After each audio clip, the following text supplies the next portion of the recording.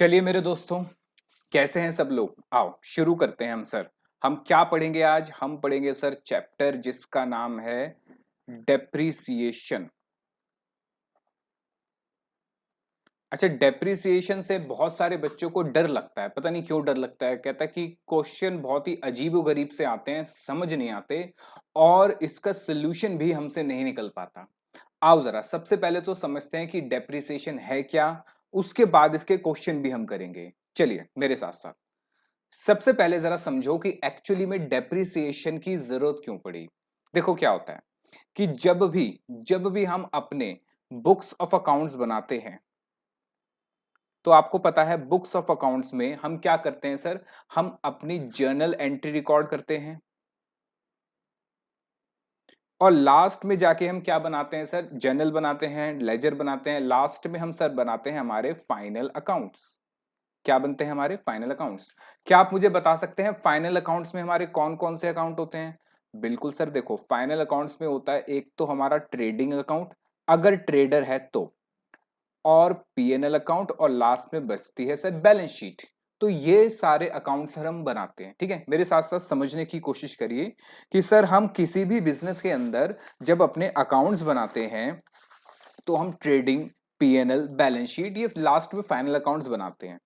Actually में पूरे accounting का पर्पस क्या होता है सर? पूरे अकाउंटिंग का जर्नल पर्पस तो ये होता है कि लास्ट में हम अपना प्रॉफिट या लॉस निकाल के बता सके कि कितना हम फायदा कमा रहे हैं या कितना हम नुकसान उठा रहे हैं। दूसरा, हम अपनी फाइनेंशियल पोजीशन बता सके, मतलब कितने हमारे पास एसेट्स बचे हैं और कितने हमारे पास लाइबिलिटीज बची हैं। तो ये हमारा एक जर्नल पर्पस होता है अकाउंट्स बनाने का।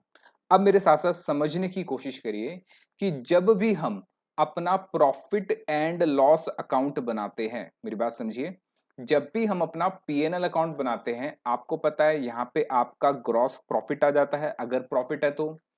और यहाँ पे क्या आते हैं सर? यहाँ पे आते हैं हमारे सारे के सारे खर्चे।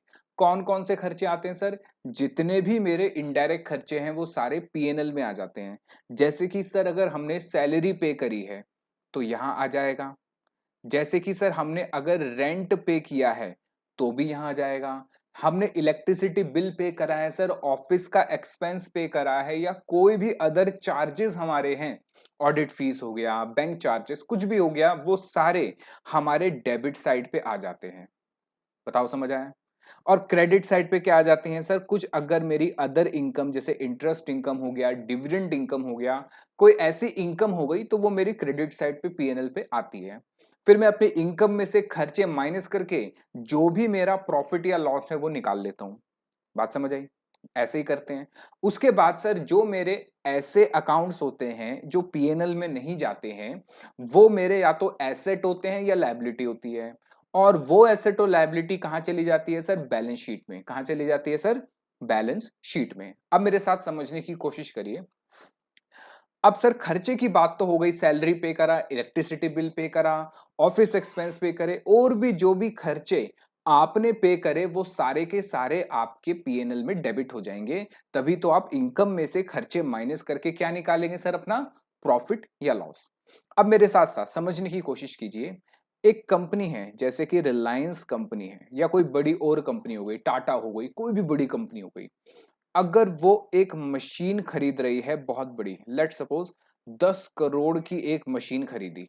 10 करोड़ तो बहुत छोटी वैल्यू है खैर इसके लिए, फिर भी मान लेते हैं कि 10 करोड़ की मशीन खरीदी। अब मुझे बताओ खर्चे का मतलब क्या है? यानी पीएनएल में मैं यहां जितने खर्चा डेबिट करता हूं, इसका मीनिंग क्या है? अगर मैंने कोई मशीन खरीदी है बिजनेस में 10 करोड़ की, क्या ये पूरा 10 करोड़, क्या ये पूरा 10 करोड़ मैं यहां लिख सकता हूं एज एन एक्सपेंस? या मैंने कार खरीदी ऑफिस के लिए, कुल मिला के सर हमने 50 करोड़ की कार खरीदी। सर 50 करोड़ की कार? हाँ, हमने भाई ऑल ओवर वर्ल्ड में हमारे बिजनेसेस हैं, हम इतने कारें क्यों नहीं खरीद सकते? 50 करोड़ की खरीद ली हमने। क्या ये जो 50 करोड़ का हमने पैसा दिया, क्या ये सारा का सारा मेरा खर्चा बन जाएगा? जो हमने मशीन खरीदी 10 करोड़ की, क्या ये सारा का सारा हमारा खर्चा बन जाएगा? नहीं सर, इतना तो आपको भी पता है कि सर ये सारा का सारा हमारा खर्चा एक बार में नहीं बनेगा। कम ऑन, क्या कह रहा हूं मैं, ये एक्चुअली में खर्चा तो है, पर ये खर्चा एक बार का नहीं है। खर्चा कौन सा नहीं है सर, ये एक बार का खर्चा नहीं है। मतलब सर, मतलब यहां पे आ जाता है आपका मैचिंग कॉन्सेप्ट। कम ऑन, कौन सा कॉन्सेप्ट, मैचिंग कॉन्सेप्ट। मेरी बात समझिए, लिखना नहीं है इसको, मैं आपको लिखवा दूंगा बाद में। मैचिंग कॉन्सेप्ट, मैचिंग कॉन्सेप्ट क्या कहता है, मैचिंग कॉन्सेप्ट ये कहता है कि आपके जितने भी खर्चे हो रहे हैं, जितने भी खर्चे हो रहे हैं ड्यूरिंग द ईयर, पूरे साल भर में जितने भी खर्चे हो रहे हैं, वो मैच करने चाहिए, वो मैच करने चाहिए आपकी उस साल की इनकम से, उस साल की इनकम से। मतलब क्या सर, जितने हमारे खर्चे हो रहे हैं उसके बराबर ही इनकम होनी चाहिए, मतलब ये दोनों बराबर हो जाने चाहिए? नहीं, मैं ये नहीं कह रहा कि ये दोनों इक्वल हो जाने चाहिए, मैं कह रहा हूं ये दोनों मैच हो जाने चाहिए। क्या हो जाने चाहिए, मैच। क्या मतलब है इसका, जरा समझने की कोशिश करो, फिर आपको डेप्रिसिएशन और क्लियरली समझ आएगा। फिर आपको यह भी समझ आएगा कि डेप्रिसिएशन के अलग अलग रेट, अलग अलग मेथड क्यों बनाए गए हैं। ठीक है, देखो, वो ये कहना चाह रहा है, मेरी बात समझिए। लेट सपोज कि आपने अपने यहां पे एक एम्प्लॉय रखा, इस एम्प्लॉय का नाम है भोला। इसको आपने पूरे साल भर में, पूरे साल भर में 2,40,000 रुपए की तनख्वाह दी। पूरे साल भर में कितनी तनख्वाह दी सर, 2,40,000 की।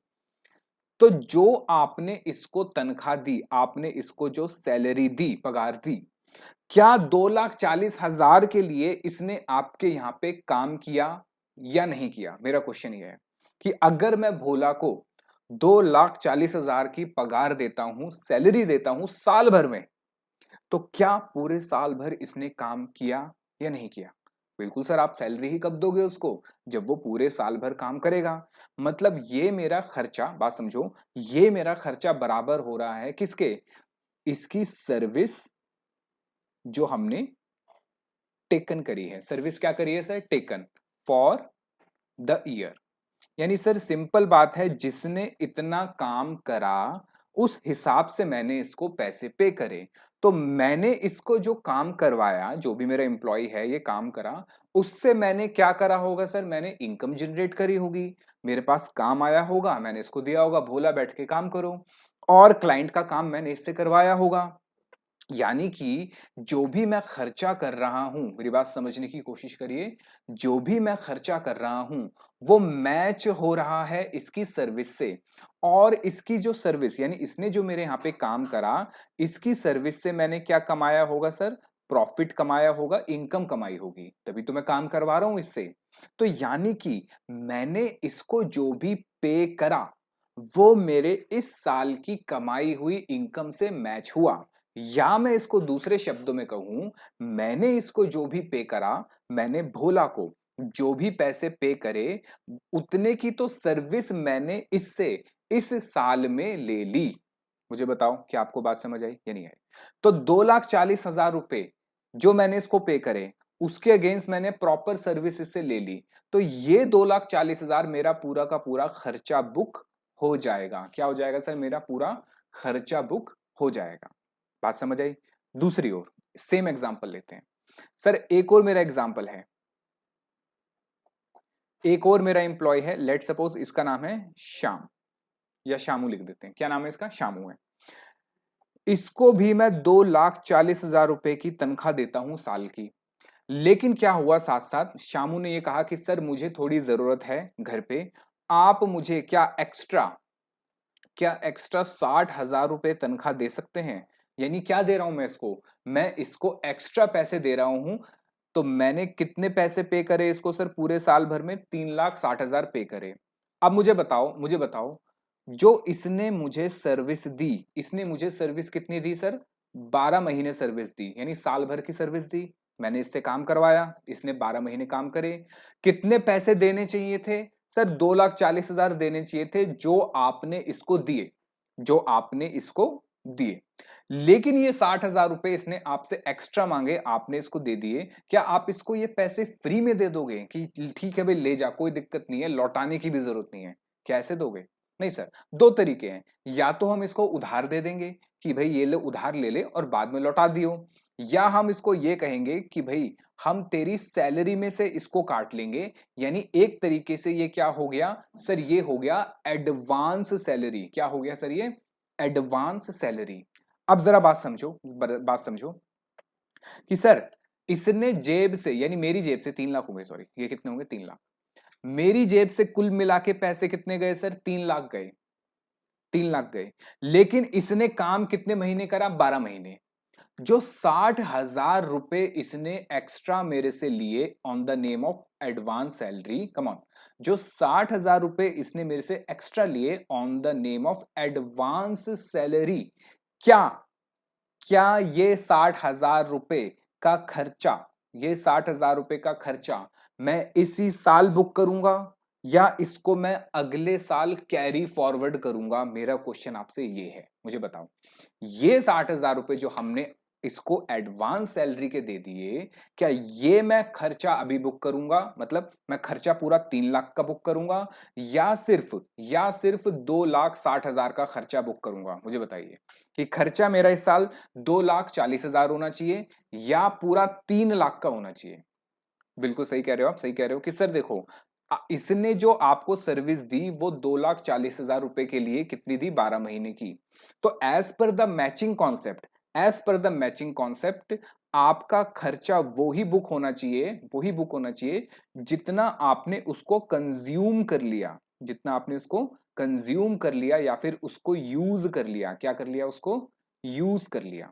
हमने इसको टोटल 3 लाख रुपए दिए, कमॉन, शामू को हमने कुल मिला के 3 लाख दिए, पर हमने सिर्फ कितना यूज करा, 2,40,000 जितना ही यूज करा। बाकी जो 60,000 है ये आगे चल के मुझे इसकी सर्विस देगा, मतलब काम करेगा, और मैं इसकी तनख्वाह में से ये 60,000 रुपए फिर धीरे धीरे डिडक्ट कर लूंगा। तो जैसे जैसे ये खर्चा इसका आगे डिडक्ट होगा, वो मेरा एक्सपेंस उस टाइम पीरियड के लिए बनेगा, वो मेरा एक्सपेंस उस टाइम पीरियड के लिए बनेगा। मतलब कि सर, मतलब ये हुआ सर, देखो अगर आप इसको बहुत ही सिंपल भाषा में कहो तो आप ये कहोगे कि सर यहां पे पूरे साल भर में, लेट सपोज ये मेरा साल है 25-26 का, आपने इसको पैसा कितना पे करा, पेमेंट कितनी करी सर, पेमेंट तो करी 3 लाख, पेमेंट तो करी 3 लाख, लेकिन आपने सर्विस कितने की ली, सर्विस ली सर 2,40,000 की। तो आप खर्चा भी कितना बुक करोगे, 2,40,000। बाकी के जो 60,000 हैं, बाकी के जो 60,000 हैं वो आप नेक्स्ट ईयर में, क्या नेक्स्ट ईयर में उसको अपना खर्चा बुक करोगे। ऐसा क्यों करा, क्योंकि सर ये होता है मेरा मैचिंग कॉन्सेप्ट। सर ये पीरियोडिसिटी कॉन्सेप्ट भी तो था, हाँ पीरियोडिसिटी कॉन्सेप्ट और मैचिंग कॉन्सेप्ट दोनों एक बात करते हैं।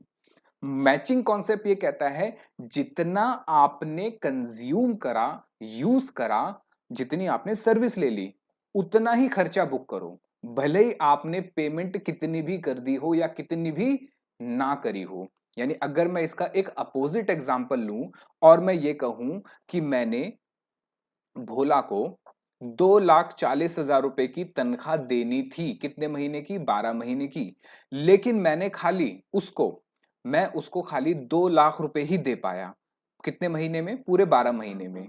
यानी उसने तो मेरे लिए कितना काम करा सर, उसने तो पूरे मेरे लिए 12 महीने का काम करा, जिस हिसाब से उसके 2,40,000 बनने चाहिए थे, पर मैं अभी कितने दे पाया उसको, 2 लाख। यानी मैं भोला को कह रहा हूं कि देखो अभी मेरे पास पैसे नहीं है, अभी तुम 2 लाख रुपए रख लो, बाकी पैसे मैं आपको बाद में दे दूंगा। तो हुआ क्या, बात समझो कि पूरे साल भर में इसने काम कितने का करा, काम करा सर 2,40,000 का, लेकिन पेमेंट कितनी हुई सर, पेमेंट हुई 2 लाख की। अब आप मुझे बताइए मैं इस साल में मैं खर्चा कितना बुक करूंगा, क्या मैं 2 लाख का खर्चा बुक करूंगा या 2,40,000 का? As per the matching concept आप कितना भी पे करो, ज्यादा पे करो, कम पे करो, जितने की आपने सर्विस ले ली या जितना आपने कंज्यूम कर लिया, जितने की आपने सर्विस ले लिया, जितने का आपने कंज्यूम कर लिया, that will be your expense, आप उसको खर्चा बुक करोगे। तो यानी आप ऐसे खर्चा बुक करोगे, आप कहोगे देखो कि सर 2 लाख रुपए का खर्चा जो था वो तो कैश में पे हुआ है, तो खर्चा पर लेकिन कैश में पे हुआ, बाकी 40,000 रुपए का काम आपने उससे करा लिया, काम तो आपने उससे करा लिया, लेकिन आपने पेमेंट नहीं करी, तो ये भी खर्चा है आपका, लेकिन ये आपका आउटस्टैंडिंग सैलरी का पार्ट बनेगा। कम ऑन, किसका पार्ट बनेगा? आउटस्टैंडिंग सैलरी का। यही रीजन होता था कि आपके फाइनल अकाउंट्स में एडजस्टमेंट्स आती थी कि आउटस्टैंडिंग सैलरी है, प्रीपेड एक्सपेंस है। तो आप यही करते थे, याद करो, आप यही करते थे कि बैलेंस, ट्रायल बैलेंस में लिखी होती थी सैलरी, लेट सपोज 2 लाख रुपए की, नीचे लिखता था वो कि आउटस्टैंडिंग है 40,000। तो आप क्या करते थे? आप पीएनएल अकाउंट बनाते थे, पीएनएल अकाउंट में यहां लिखते थे सैलरी कितने की सर? 2 लाख की। फिर यहाँ पे आउटस्टैंडिंग सैलरी ऐड करते थे कितने की? 40,000 की। और यहां कहते थे सर खर्चा कितना बुक करा हमने? पूरा 2,40,000।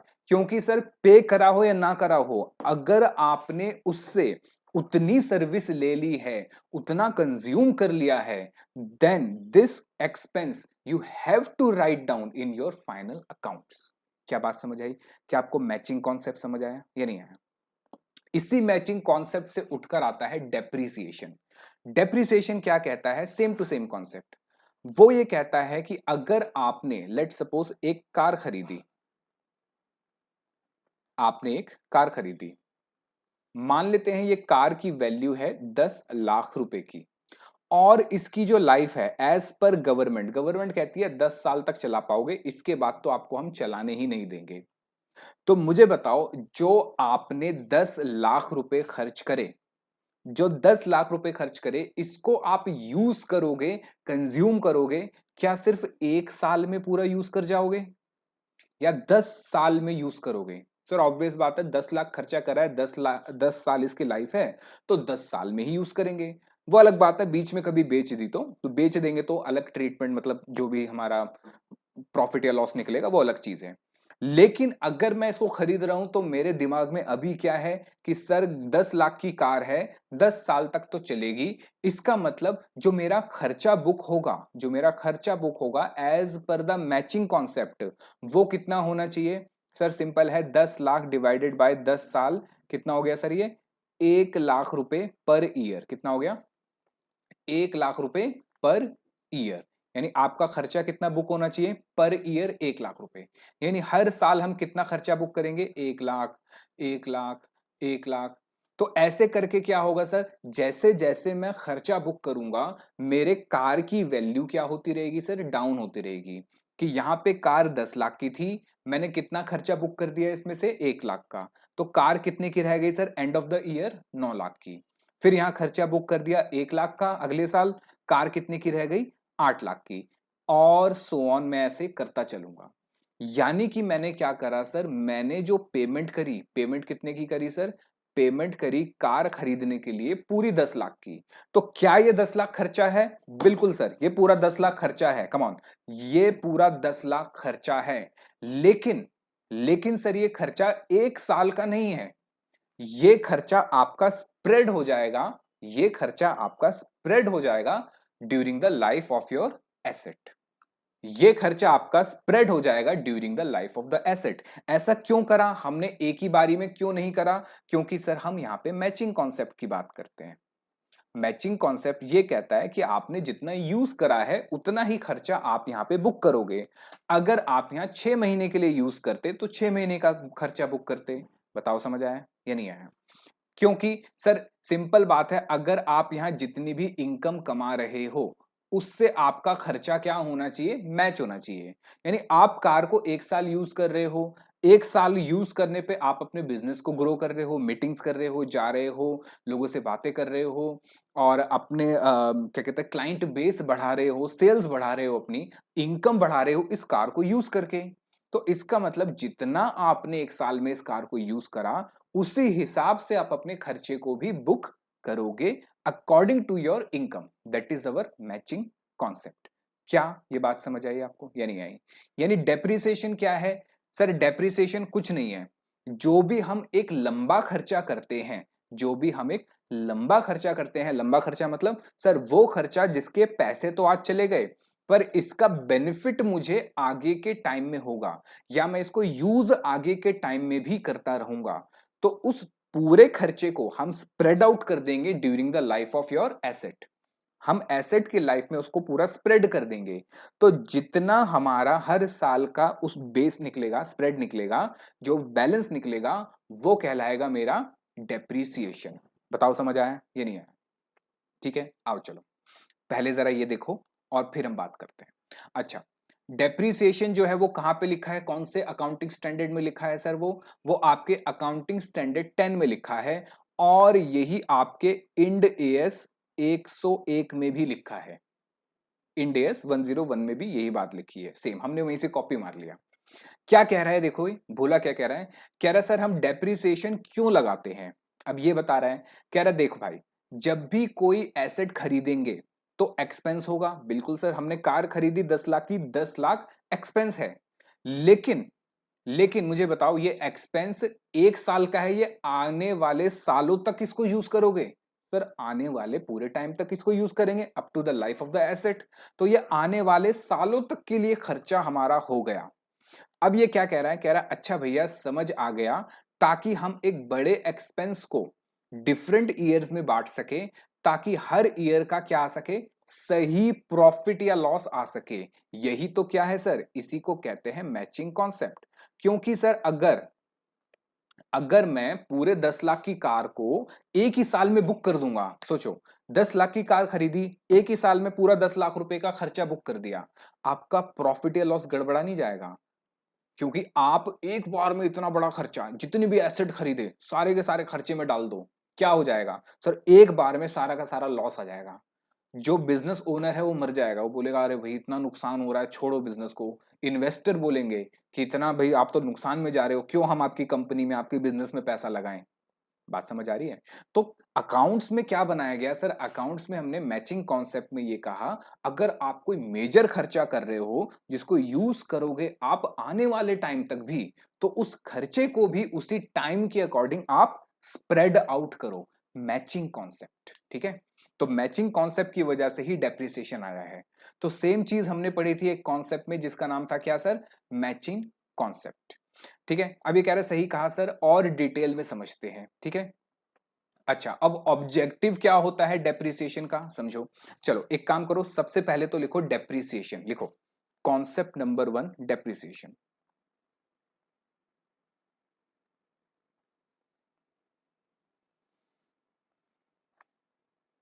लिखो व्हाट इज डेप्रिसिएशन। ठीक है, लिखो it is the fall in value of, बताओ किसमें? फिक्स एसेट नहीं, डेप्रिशिएबल एसेट्स, याद रखना सर। डेप्रिशिएबल एसेट्स पहले लिख लो फिर बताता हूं। It is the fall in the value of depreciable assets. Sir ये डेप्रिशिएबल एसेट्स क्या होते हैं, अभी बताता हूं। यानी कि हमारे डेप्रिशिएबल एसेट्स की वैल्यू में जो गिरावट आएगी वो होगा मेरा डेप्रिसिएशन। ठीक है, लिखो ड्यू टू यूसेज, जब हम उसको यूज करेंगे, और पैसेज ऑफ टाइम। यानी कि सर मेरे पास मेरा एक डेप्रिशिएबल एसेट है, जैसे कि सर मेरी एक कार है।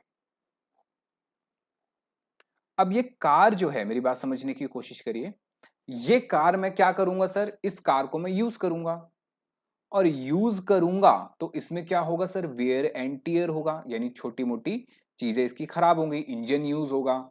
ठीक है, तो जितना मैंने इसको यूज करा, कम ऑन, जितना मैंने इसको यूज करा, उसको मैं क्या कहूंगा सर? उसको मैं कहूंगा डेप्रिसिएशन। क्या कहूंगा?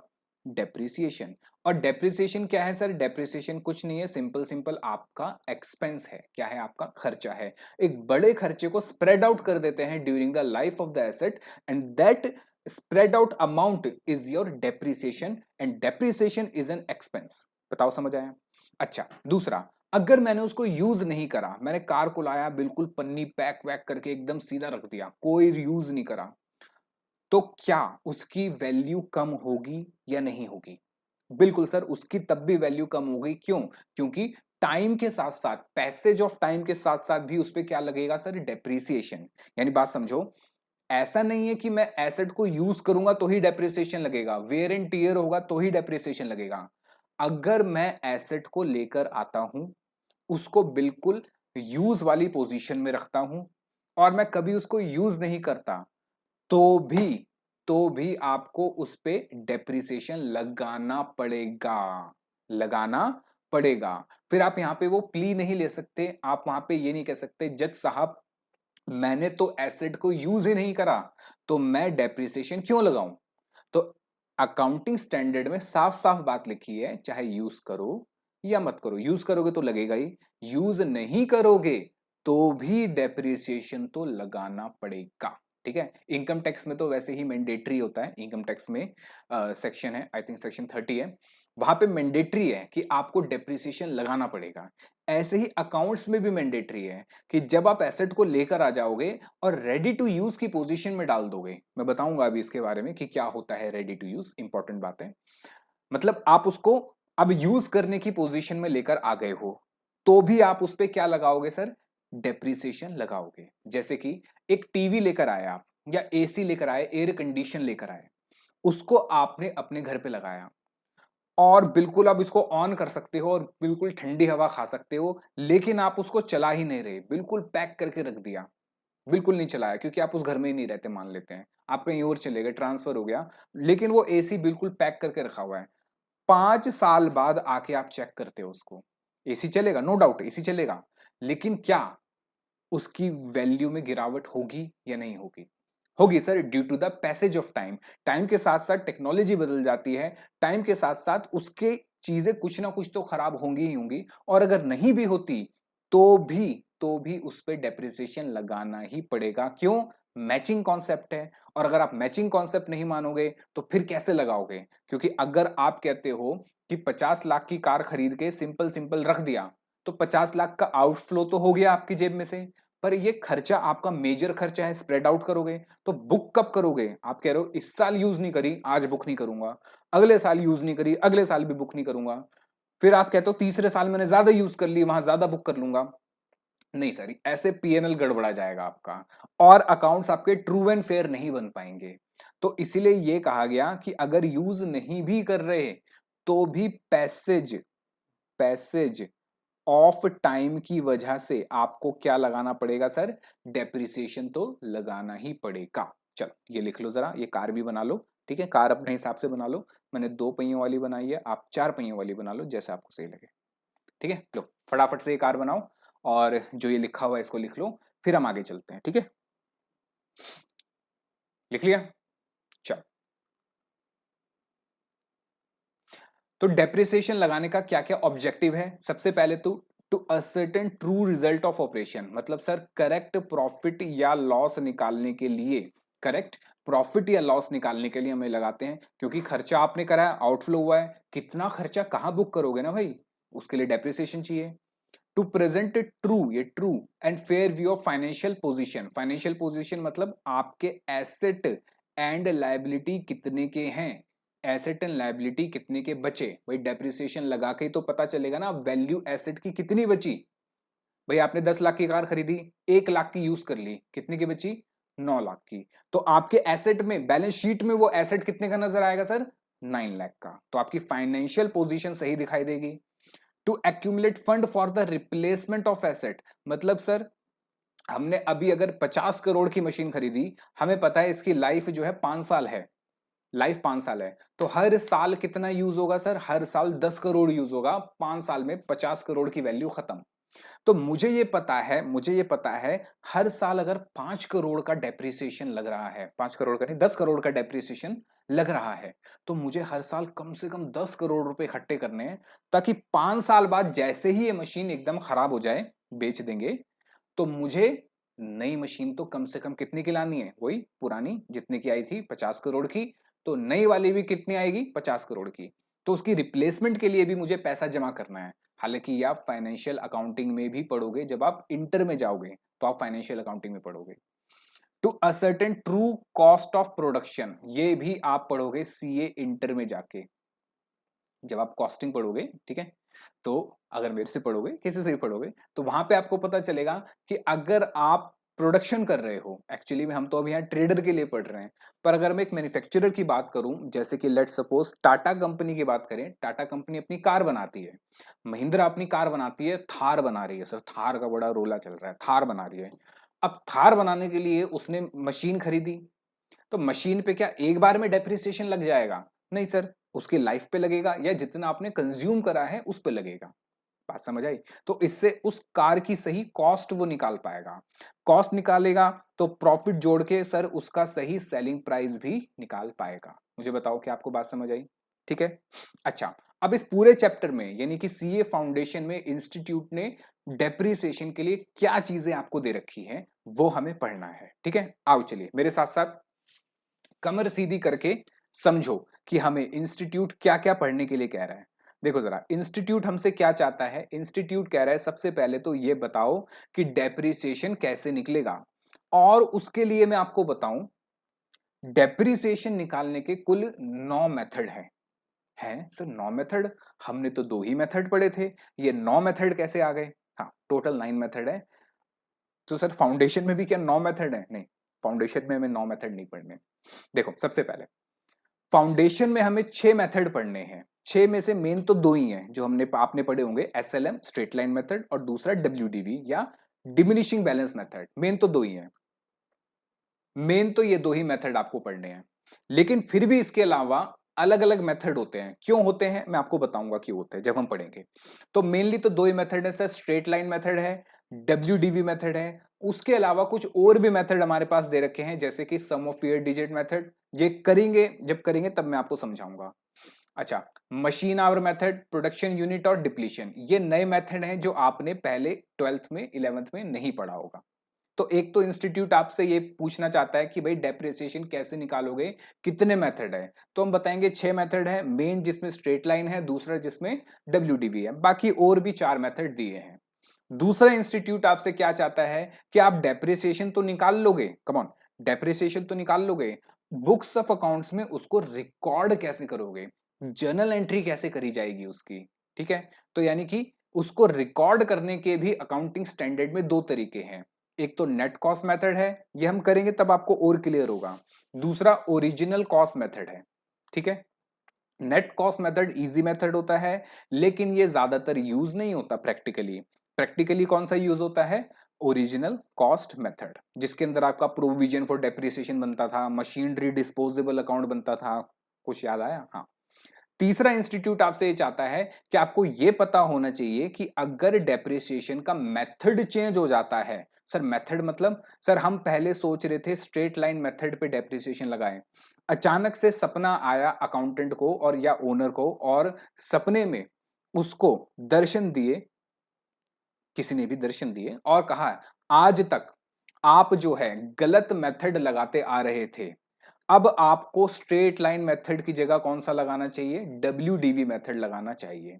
तो अगर ऐसा कोई मेथड चेंज हो रहा है तो आप ऐसे ही कोई मेथड चेंज नहीं कर सकते। अकाउंटिंग स्टैंडर्ड की रिक्वायरमेंट्स आपको माननी पड़ेंगी, उसमें जो बातें लिखी हैं वो आपको माननी पड़ेंगी, फिर जाके आप अपना मेथड चेंज कर सकते हो। और जो आप मेथड चेंज करोगे वो भी एज पर एएस ही आप चेंज करोगे। मुझे बताओ क्या ये बात क्लियर हुई या नहीं हुई? ठीक है, चलो, तो ये 3 चीजें हमें पढ़नी है। आओ चलो, सबसे पहले तो हमारे पास, अच्छा और भी है, चौथा क्या है सर? कि अगर, हाँ ये भी बात इंपॉर्टेंट है, चौथा आपसे इंस्टीट्यूट ये जानना चाहता है या ये आपको सिखाना चाहता है कि अगर अगर आप एसेट की वैल्यू को रीवैल्यू करते हो, रीवैल्यू का मतलब या तो वैल्यू बढ़ जाएगी या वैल्यू कम हो जाएगी। मतलब सर मतलब ये था, हमारा जो है ना घर था, हमारा जो घर था वो बहुत ही कंजेस्टेड एरिया में था, बहुत ही पीछे गली वली में जाके था, लेकिन पता चला कि उसके पास में सर एक मेट्रो स्टेशन बनने वाला है। पता चला कि मेट्रो स्टेशन बनने वाला है, गवर्नमेंट का एक प्रोजेक्ट क्लियर हो गया। जहां हमारे मकान की कोई वैल्यू नहीं थी, कोई पूछता नहीं था, वहीं एकदम से हमारे मकान की वैल्यू क्या हो जाएगी सर? बढ़ जाएगी। तो क्या बुक्स ऑफ अकाउंट्स में मुझे उसको रीवैल्यू करना पड़ेगा या नहीं करना पड़ेगा? सर अगर आप ट्रू एंड फेयर की बात कर रहे हो तो जहां पे आपका मकान ये पहले मान लेते हैं 50 लाख का था, लेकिन गवर्नमेंट के प्रोजेक्ट आने की वजह से अब ये 2 करोड़ का हो गया है मार्केट में, क्या 50 लाख से 4 गुना वैल्यू बढ़ गई है? बिल्कुल सर बढ़ गई है। क्या इसको सही वैल्यू ट्रू एंड फेयर पे दिखाना चाहिए आपको, इन्वेस्टर चाहे देखें आपके या फिर बाकी लोग भी जान पाएं? हाँ सर सही कह रहे हो, उसको 2 करोड़ पे दिखाना चाहिए। तो क्या ये रिवैल्यू होगा? बिल्कुल सर रिवैल्यू होगा। अगर रिवीजन होता है, रिवैल्यूएशन होता है, रिवीजन होता है पीपीई का, प्लांट प्रॉपर्टी इक्विपमेंट का, क्या होता है पीपीई, ये भी पढ़ेंगे। तो उस केस में डेप्रिसिएशन का क्या होगा? रिवैल्यूएशन होगा और डेप्रिसिएशन का क्या होगा वो भी हमें पढ़ना है। मुझे बताओ समझ आया? पांचवा पॉइंट हमें क्या पढ़ना है? पांचवा पॉइंट हमें पढ़ना है कि रिवीजन होता है एस्टिमेटेड यूजफुल लाइफ का। बात समझो, यहां पे मैंने क्या कहा, यहां पे वैल्यूएशन की बात हो रही है, वैल्यू या तो ऊपर होगी या नीचे। यहां पे revision of estimated useful life, यानी कि सर क्या था कि मेरे पास एक कार थी मर्सिडीज, 84 लाख रुपए की खरीदी थी। गवर्नमेंट ने ये कहा कि 10 साल से ज्यादा नहीं चला सकते, यानी लाइफ कितनी हो गई सर इसकी? 10 साल। आखिरी साल 10वें साल के अंदर मैंने इसको बेच दिया 2,40,000 का, 2,40,000 का सेल कर दिया 10वें साल में। 84 लाख की खरीदी थी। अचानक से गवर्नमेंट की नोटिफिकेशन आती है कि नहीं, अभी ये 10 साल वाला कॉन्सेप्ट हम डिले कर रहे हैं, अभी आप गाड़ी और चलाओ। यानी जो लाइफ में समझ रहा था 10 साल, गवर्नमेंट ने कहा नहीं हम आपको एक्सटेंशन दे रहे हैं और भी आगे चलाओ 5 साल, लेट सपोज 15 साल कर दिया गवर्नमेंट ने। बताओ, इस चक्कर में मेरी तो कार बिक गई। जो कार मेरी 2,40,000 की बिकी, मैं 5 साल और चला सकता था। बताओ समझ आया? अगर मैं इसको ना बेचता, मैं इसको ना बेचता, 10 साल में मुझे लगता है ये कबाड़ हो जाएगी क्योंकि आगे मैं चला नहीं सकता। लेकिन गवर्नमेंट ने ये कहा कि नहीं 15 साल चलाओ, 5 साल एक्सटेंशन दे दी। तो क्या हो गया सर, यहां पे रिवीजन हो गया, मेरी एसेट की लाइफ का रिवीजन हो गया। तो डेप्रिसिएशन पे क्या फर्क पड़ेगा? ठीक है। और दूसरा क्या है, लास्ट पॉइंट है सर रीवैल्यूएशन। सर ये क्या था? ये, अच्छा, revision of estimated useful life, ये भी लाइफ की बात कर रहा है और ये भी लाइफ की बात कर रहा है। अच्छा ये 2 बार आ गया, सॉरी, मैं इसको रिवैल्यूएशन समझ गया, ये रिवैल्यूएशन है। तो जो मैंने आपको अभी बताया कि रिवैल्यूएशन होगा कि घर के बाहर जो है अगर मेट्रो का प्रोजेक्ट आ जाता है तो क्या करेंगे, और अगर लाइफ में चेंजेस आ जाते हैं किसी की एसेट में तो क्या चेंजेस करेंगे, मतलब डेप्रिसिएशन पे क्या इंपैक्ट आएगा। मुझे बताओ क्या आपको बात समझ आई या नहीं आई? अब क्वेश्चन क्या क्या आता है सर, क्वेश्चन दिमाग में आते हैं। जैसे मैंने आपको कहा कि डेप्रिसिएशन किस पे लगेगा, सारे एसेट पे डेप्रिसिएशन नहीं लगेगा, डेप्रिशिएबल एसेट्स पे डेप्रिसिएशन लगेगा। कम ऑन, किस पे डेप्रिसिएशन लगेगा? डेप्रिशिएबल एसेट्स पे डेप्रिसिएशन लगेगा। तो ये डेप्रिशिएबल एसेट क्या होते हैं? ये पीपीई क्या होता है, प्लांट प्रॉपर्टी इक्विपमेंट क्या होता है? डेप्रिसिएशन लगाना कब है, कौन से अकाउंटिंग स्टैंडर्ड? वैसे अकाउंटिंग स्टैंडर्ड तो मैं आपको बता चुका हूं 10, अकाउंटिंग स्टैंडर्ड 10 में ये लगेगा। ठीक है। अच्छा अब मेरे साथ साथ समझिए, सबसे पहले मैं आपको बता दूं कि डेप्रिशिएबल एसेट क्या क्या होते हैं। लिखिए कॉन्सेप्ट नंबर 2, कॉन्सेप्ट नंबर 2,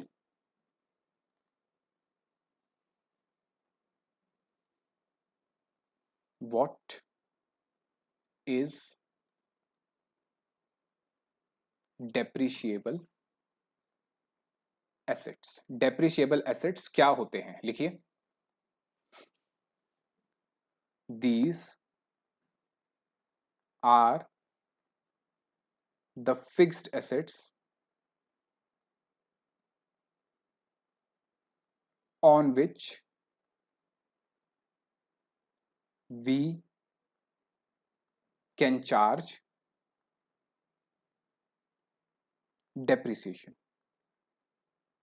ये वो फिक्स एसेट्स होते हैं, ये वो फिक्स एसेट्स होते हैं जिन पे डेप्रिसिएशन लगाया जा सकता है। मतलब जैसे कि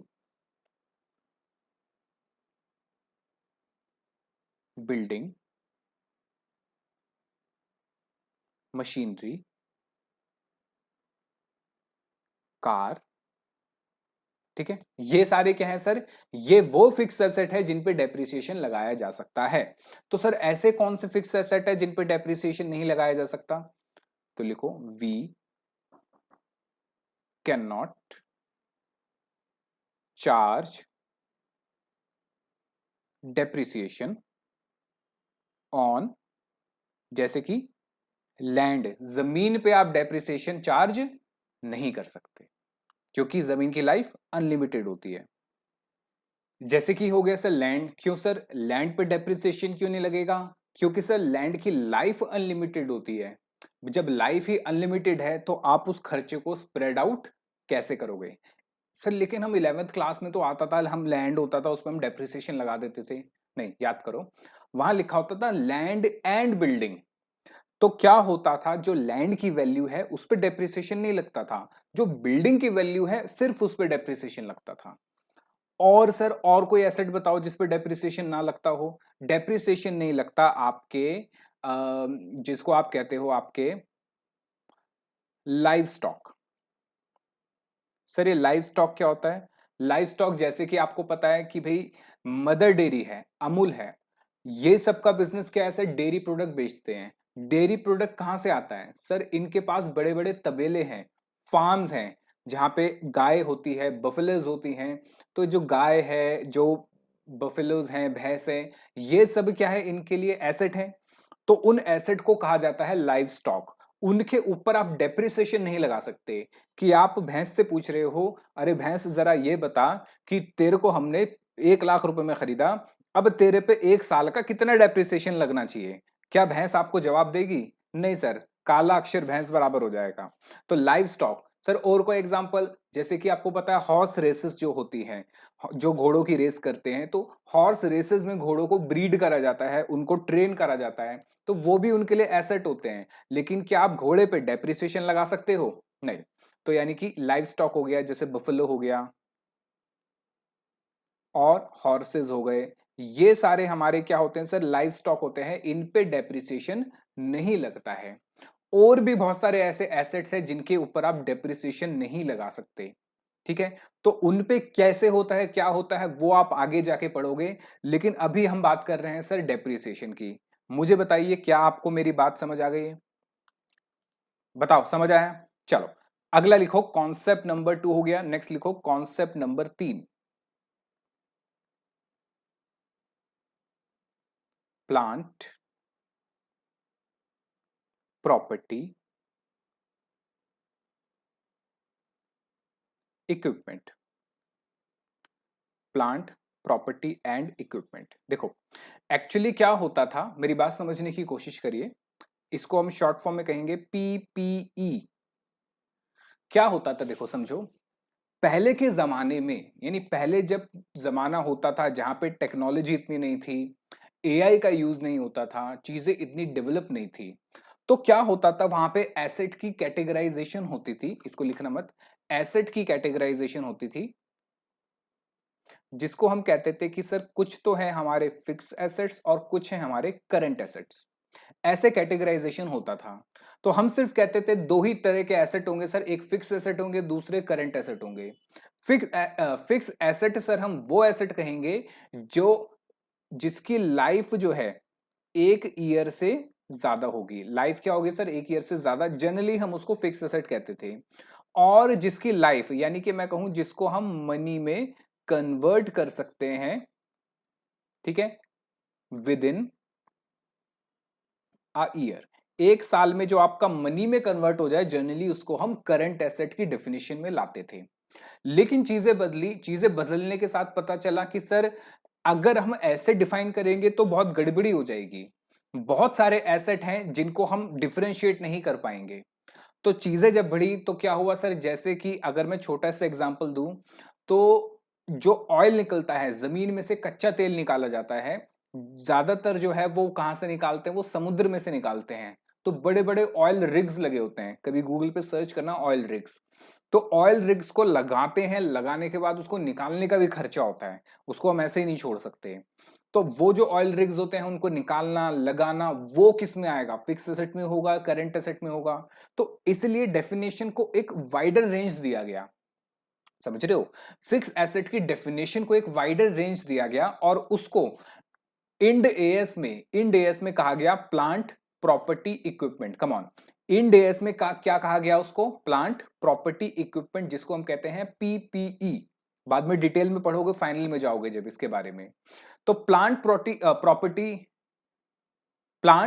प्रॉपर्टी इक्विपमेंट जो है वो क्या है, वो एक तरीके से आपका फिक्स एसेट ही है, बस इसकी डेफिनेशन को हमने थोड़ा सा ब्रॉड कर दिया है। तो क्या डेफिनेशन है इसकी, बहुत ही सिंपल है। एक तो वही सर, देखो समझो, हम कहते हैं कि सर ये बात हो रही है प्लांट प्रॉपर्टी इक्विपमेंट की। तो पीपीई सबसे पहले तो बताओ, ये हो गए आपके टेंजिबल आइटम। याद रखना, ये प्लांट प्रॉपर्टी इक्विपमेंट, नाम में ही पता चल रहा है, प्लांट है, प्रॉपर्टी है, इक्विपमेंट है, टेंजिबल आइटम है, देख सकते हैं, छू सकते हैं। दूसरा फिक्स एसेट में क्या था सर, 1 साल से ज्यादा के लिए टाइम था। कम ऑन, क्या था, 1 साल से ज्यादा के लिए। ऐसे ही हमने यहां पे कहा जिसको हम रखेंगे, यानी हम प्लांट प्रॉपर्टी इक्विपमेंट लेकर आएंगे, उसको हम रखेंगे और यूज करेंगे। मतलब सर बेचने का ऑप्शन नहीं है, हम उसको खरीद रहे हैं, आगे बेचेंगे नहीं, हम उसको यूज करेंगे। कम ऑन, हम उसको यूज करेंगे। किस में यूज करेंगे सर, बिजनेस में यूज करेंगे। बिजनेस में क्या क्या कर सकते हैं sir, production, plant property, plant जो है प्रोडक्शन के लिए यूज होगा। Property, supply of goods and services, sir truck खरीदे, ट्रक से गुड्स को सर कर रहे हैं सप्लाई। कंप्यूटर खरीदे sir, as a chartered accountant CA firm में मैंने लैपटॉप कंप्यूटर्स खरीदे ताकि मैं सर्विसेज दे सकूं। ठीक है, सप्लाई ऑफ गुड्स और सर्विसेज। या फिर आप उसको किराए पे दो। हमने सर बहुत सारी कारें खरीदी, हमने बहुत सारी कारें खरीदी ताकि उसको किराए पे चला सके। तो ये भी क्या होगा सर, मेरा प्लांट प्रॉपर्टी इक्विपमेंट। यानी पीपीई में पहला पॉइंट जो आया, कम ऑन, पहला पॉइंट जो आया वो ये कहता है कि आप इसको खरीदोगे, यानी you are the owner, you are the owner. दूसरा, आप इसको रखोगे, रखोगे किस लिए सर, 3 चीजों के लिए। या तो बिजनेस में प्रोडक्शन के लिए करोगे, अगर आप प्रोडक्शन का बिजनेस है तो।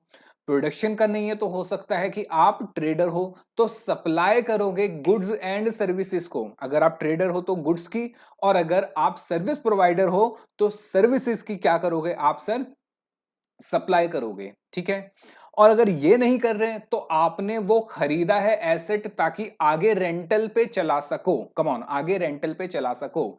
या फिर उसको आप ऑफिस में यूज कर रहे हो, मतलब कि सर हमारा फर्नीचर है, ऑफिस में यूज हो रहा है, पंखा लगा है, एसी लगा है, ऑफिस में यूज हो रहा है, तो वो क्या होगा सर, मेरा पीपीई। लेकिन साथ में सर एक कंडीशन और भी है, कंडीशन एक और भी है कि उसका जो एक्सपेक्टेड टाइम पीरियड है वो 12 महीने से कम का नहीं होना, ज्यादा होना चाहिए, सॉरी, 12 महीने से ज्यादा होना चाहिए। कम ऑन, याद रखना, इक्वल टू 12 ईयर नहीं है, मोर देन 12 ईयर है, याद रखना, इक्वल टू 12 ईयर नहीं है, मोर देन 12 ईयर है। तो वो क्या कहलाएगा सर, मेरा plant property equipment. Come on, एक बार मेरे साथ साथ, सर हमने कहा पीपीई के बारे में, सर हमने क्या कहा पीपीई के बारे में, आओ लिखो concept number 3।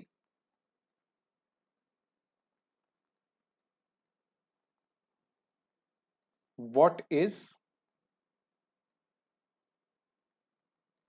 Plant property and equipment. क्या होता है sir PPE as per AS10। Akshay मैं आपको बताऊं, AS10 और इंडियस दोनों में सेम डेफिनेशन है। क्या डेफिनेशन है सर, डेफिनेशन ये है, सबसे पहले तो ये आपका एक एसेट होगा। सर ये लिखना है, हाँ बिल्कुल लिखना है। उसके बाद इसमें हम कहेंगे सर ये आपका है हेल्ड फॉर यूज। आप इसको यूज करोगे, मतलब सर अगर दूसरी भाषा में कहूं तो मैं ब्रैकेट में लिखूं नॉट फॉर सेल, बेचने के लिए नहीं है।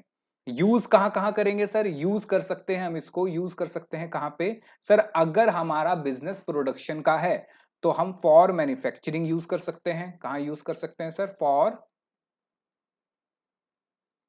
मैन्युफैक्चरिंग। सर अगर हमारा ऑफिस, सॉरी, अगर हमारा बिजनेस जो है मैन्युफैक्चरिंग का नहीं है तो कहां यूज कर सकते हैं, अच्छा मैन्युफैक्चरिंग नहीं है तो आप सप्लाई के लिए यूज कर सकते हो, जैसे ट्रक खरीद लिए। किसकी सप्लाई सर, गुड्स की। सर अगर हम गुड्स में भी डील नहीं करते, हम सर्विस सेक्टर में है तो supply of goods and services या और सर्विसेज। या फिर आपने वो एसेट खरीदा है फॉर एडमिनिस्ट्रेटिव पर्पसेस, यानी ऑफिस में लगा हुआ है, एडमिनिस्ट्रेटिव पर्पस। ठीक है, आप इसको कह सकते हो ऑफिस में लगा हुआ है।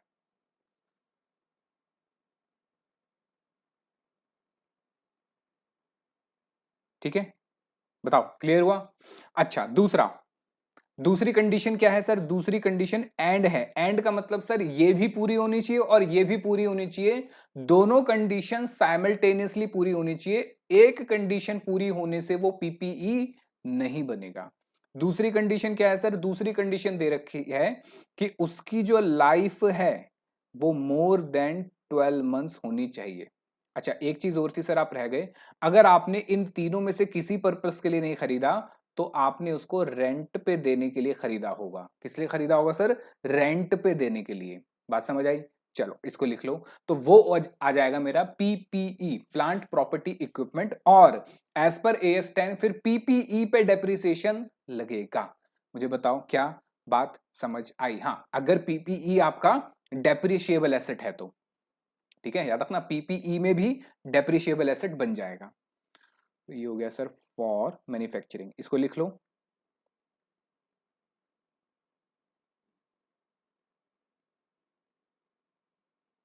ठीक है, लिख लिया? लिख लिया हो तो मुझे बताओ, हम आगे चलें। ठीक है सर, आगे चलते हैं। चलो, तो ये मैंने आपको डेफिनेशन बता दी। आई होप सो आपको समझ भी आ गया होगा। घर पे एक बार जरूर से पढ़ लेना। ठीक है, बताओ समझ आया या नहीं आया? चलो, अच्छा, अब इंपॉर्टेंट बात आती है, मेरे साथ साथ लिखिए। सबसे पहले तो हम लिखेंगे कॉन्सेप्ट नंबर 4। लिखो। सर हमने तो सोचा था कि डेप्रिसिएशन का चैप्टर शुरू होगा, हम तो क्वेश्चन वोश्चन करने लग जाएंगे। देखो करेंगे यार, क्वेश्चन भी ऐसे की बात है। लेकिन अब मुझे बताओ, क्या आप चार्टर्ड अकाउंटेंट नहीं बनने वाले? आप सीए बनने वाले हो। आप बेसिक पढ़ रहे हो।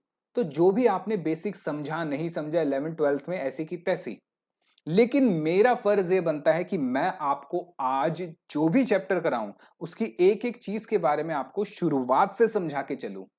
क्योंकि मैं आपको जब शुरुआत से समझाऊंगा, चीजें बताऊंगा, तो आपका माइंड भी खुलेगा कि अच्छा ये करना है, इसका ये रीजन है, इसका ये पर्पस है। क्वेश्चन कराने होते तो मैं भी करा देता, मैं भी कहता ये लो चलो क्वेश्चन आ गए, हाँ खत्म। आप भी कहते मजा आ गया हाँ क्वेश्चन करके। पर भैया आप ये समझो ना जरा, आप जो आज पढ़ रहे हो, कल को आप बड़ी बड़ी कंपनीज में जाके उसको अप्लाई करोगे। आप जो फाउंडेशन में पढ़ रहे हो, इंटर में जाके अप्लाई करोगे। इंटर में पढ़ रहे हो, फाइनल में अप्लाई करोगे। और जो कलेक्टिवली आपने पढ़ा, वो आप बड़ी बड़ी कंपनीज में जब बड़ी बड़ी पोजीशंस पे बैठोगे तो अप्लाई करोगे। तो आपको एक एक चीज के बारे में पता होना चाहिए, है ना? आओ चलो, तो कॉन्सेप्ट नंबर 4 लिखिए, वैल्यूएशन या कैलकुलेशन ऑफ डेप्रिसिएशन। हमें डेप्रिसिएशन की कैलकुलेशन करनी है, डेप्रिसिएशन निकालना कैसे है। इसके लिए हमारे पास कुछ मेथड्स गिवन हैं, जिसमें से सबसे बड़ा मेथड आप कह सकते हो, सबसे मेन मेथड, सबसे बड़ा मेथड जो है आपके पास, वो है आपका, दो मेथड है, एक है स्ट्रेट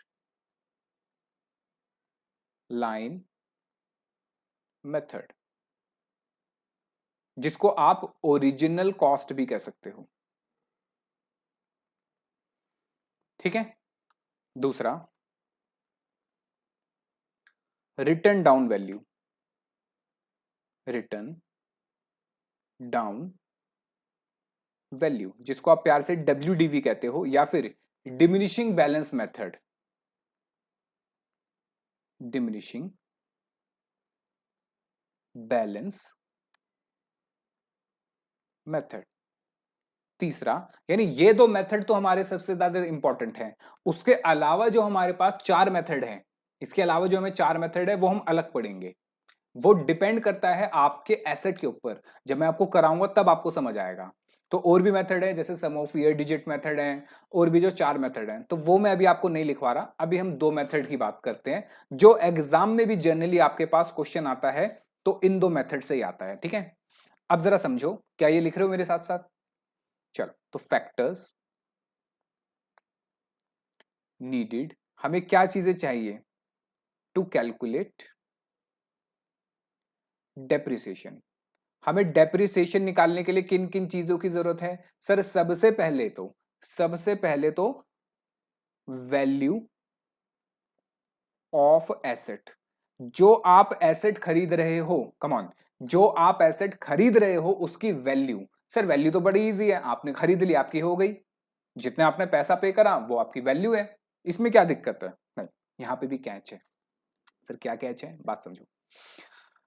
यहां पे मेरी बात समझिए, मान लेते हैं, मान लेते हैं, ठीक है, लिखना मत इसको, या चलो लिख लो, कोई दिक्कत नहीं है।